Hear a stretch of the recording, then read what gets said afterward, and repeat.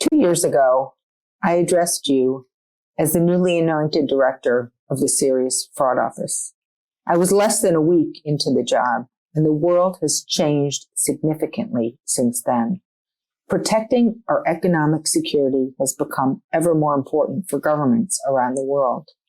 As the Attorney General has said in her remarks, the SFO is playing its full part in realizing that goal. You may recall I set out 4 key priorities to steer the SFO's course in a shrinking world, and those priorities remain unchanged. To recall, they were to deepen and enhance our cooperation with our international and UK partners so that criminals can't exploit our differences to derail our global efforts to band together to fight crime. 2, to harness our technology and find ways to keep pace as far as possible with the global data explosion. Thirdly, to expand our intelligence capabilities so we can source more of our own cases and identify the trends that seek to threaten us all. And also, finally, to bring greater pace and laser focus to our work. Although the world's changed, these priorities still guide us. And as our jurisdiction focuses more and more effort on fraud and the counter-fraud threat, I remind you that the SFO is a vital part of this country's counter-fraud arsenal, and it remains an absolute priority for me to continue to play this role. So let's examine the priorities in a little more detail. First and foremost, cooperation. The SFO had already had very good allegiances with a myriad of partners before I arrived. But the benefits of working ever more seamlessly, indeed the imperatives to do so, have only grown. And my colleagues and I invest considerable time, energy, and sheer hard work to align ourselves and work side by side with our partners in our jurisdiction and across the world, so that we deepen our mutual understanding and also understand ways that we can come to each other's aid. Now, these can be detail-orientated tasks like engaging early when we write a letter of request so it aligns seamlessly with the receiving jurisdiction's system and means we get a swifter and more accurate response. And then there are bigger things like sharing our experiences with different technology systems so that we can learn from one another and commend to each other those that work best. And finally, we are keenly focused on our strategic work together. That remains a key priority.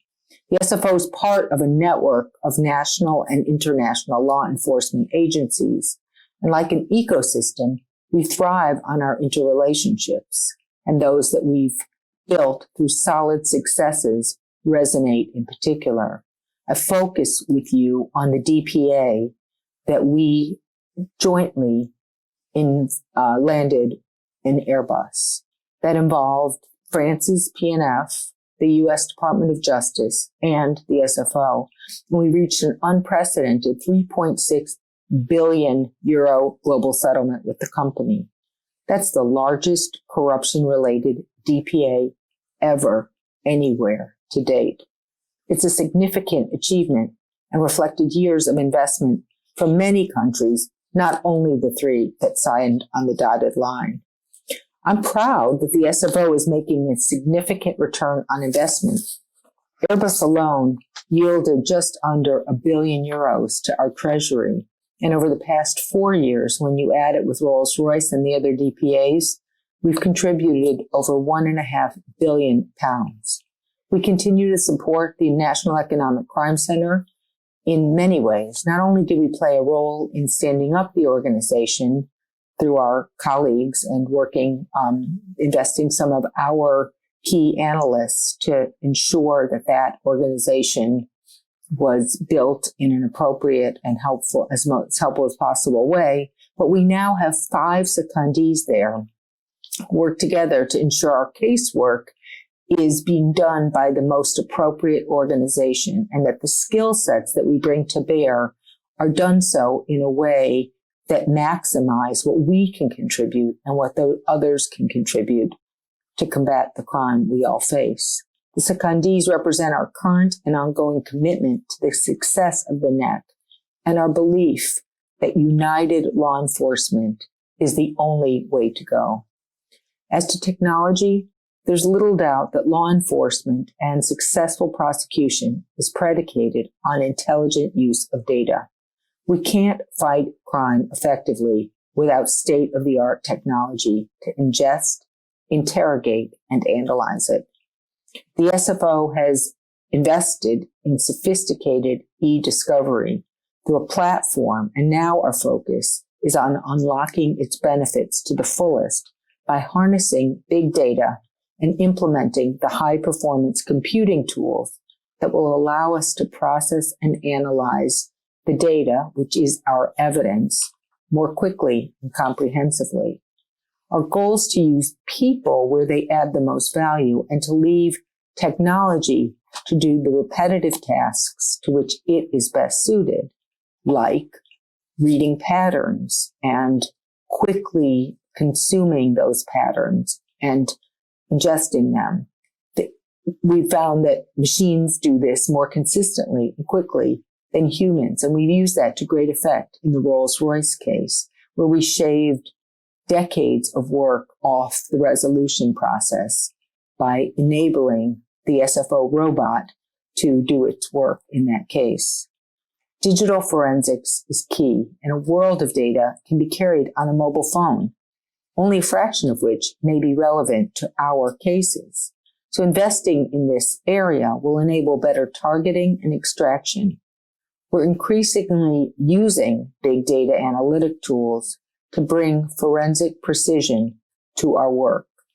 This has meant increased throughput and reducing processing times, and our challenge now is to industrialize the approach. As to our intelligence capability, this is something that I instituted almost immediately upon our arrival. We've recruited additional staff, including doubling our analytical team, and we're using our work in proactive areas such as human intelligence and financial data analysis to help leverage and move our cases. The division's working closely with the NEC and with our partners at the City of London Police, Financial Conduct Authority, and others to help identify threats and shape our national response. Intelligence being what it is, I can't say more, but I'm confident that we're making inroads, and you will see a more proactive approach that yields results. As to focus and pace, we've devoted an awful lot of energy over the past 2 years to streamlining our casework and to enhancing the rigor we bring to our investigations. We recoil from confirmation bias or groupthink, which can present a major risk in long-running investigations especially. We've honed our review and challenge systems so that we are asking ourselves searching questions at every step along the way to ensure our theories still hold water and that we are focusing on the right targets. And where a case isn't going to meet the tests set out in the Code for Crown Prosecutors, it's our responsibility to close it. There's an opportunity cost to pursuing investigations with diminishing prospects. It's not fair on suspects, and frankly, aging cases aren't good for prosecutors either. Without admissible evidence, you don't have a case, and sometimes it just isn't possible to get it, or to get it from the jurisdiction where it is held, or to get it against the people for whom it is in the public interest to prosecute. Doesn't mean the investigation was a waste of money. If we were sure of what we would find at the end of an investigation, we wouldn't have to investigate in the first place. We could simply skip straight to charging. Of course, justice is about exonerating the innocent, as well as convicting the guilty. Increasing pace was never going to be a quick win, and it isn't. There are many reasons for this, some out of our control, but those that are within it are my job to try to alleviate. So it's within our control what we ask for, what material we take, how we interrogate it, the reasonable lines of inquiry we pursue, and the way we marshal our resources to overcome bottlenecks. We can see the benefits and the effect of this already, but it's going to take some time to percolate throughout the bulk of our caseload. I'd like to mention a couple other developments that have come into sharper focus since my initial address to this audience. Firstly, the direction of travel for deferred prosecution agreements. And that direction is to use the full and unique advantage that they yield to help us drive better corporate citizenship in our countries. In short, to help make better companies. DPAs aren't only a way of incentivizing cooperating companies to avoid collateral damage to employees and suppliers, investors, and customers, although they're very much that, but they're a way of ensuring that the company stands before the court, admits its fraud and corruption, and turns its attention to cleaning house. If companies violate the terms of the DPA, we can use the facts as admitted in the statement of facts as an admission against them if we then come to prosecute. And this is invaluable. The agreement with the outsourcing giant G4S earlier this summer was a step change, a DPA with teeth.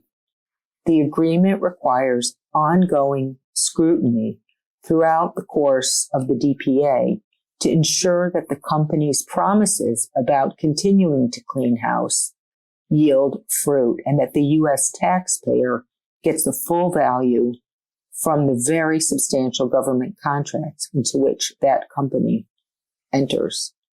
I don't want to leave you without saying a word about COVID-19. Clearly, the pandemic created opportunities for criminals. In law enforcement, we're working across government to assess and respond to the new threat. We at the SFO stand ready and keen to take on any COVID-related cases that will utilize our complex, multidisciplinary approach and our working model. As for our regular work, at the SFO, we kept at it. We brought charges in the GPT case, a long-standing corruption matter, and we achieved the DPA with G4S over the period. We brought a case, a Unioil case that started before the lockdown, was benched during the lockdown and then resumed. So it straddled the lockdown period, and we came back and delivered guilty verdicts as to most defendants. When we have seen areas where we could improve over COVID-19, we're learning. We're using our lessons learned ability to build resilience and to ensure that our technology is 100% up to date and fit for purpose, ready to face tomorrow's challenges. I'm certain that these changes will improve and strengthen our ability to fulfill our mission to make this country a dangerous environment for economic criminals and a safe and attractive place for businesses who want to follow the rules to thrive.